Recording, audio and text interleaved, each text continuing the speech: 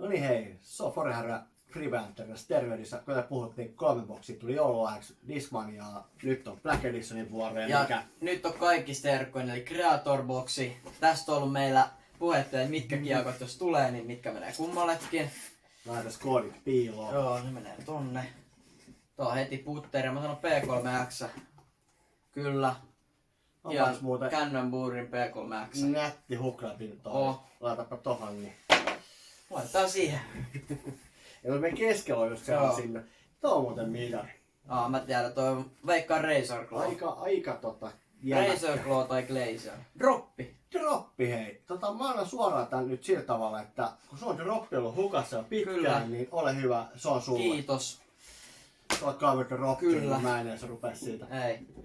Dissonin driveri, mä veikkaan, että on heti hänelle. Ei, tuo tiltti.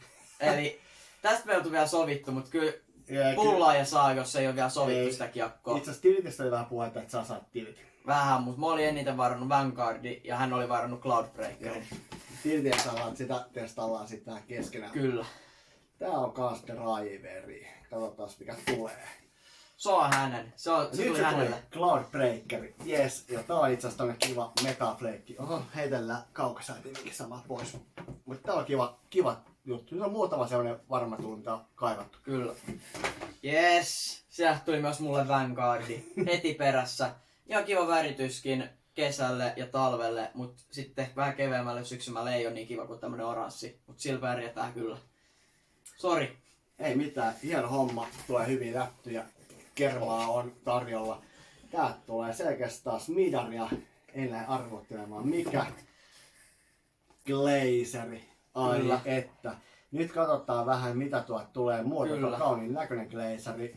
Mä laitan sen tähän, koska tuossa on meidän kasakiekko, mitä sit jaetaan. Kyllä. Ja sit täältä tulee Razor Claw P4. Mä muistan onko tää nyt Taktikki.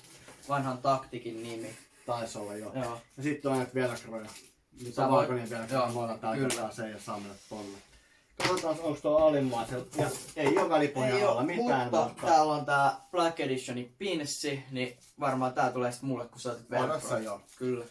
Hei tällaista. Tästä boksista ja Näistä muistakin bokseista. älä vielä ota niitä. Me Ei. tehdään erikseen video, mistä ne jaetaan. No en mä Olla vaan. näytä vaan mitä täällä on. Eli täällä olisi meillä Glazeri, P3X, Instinkki,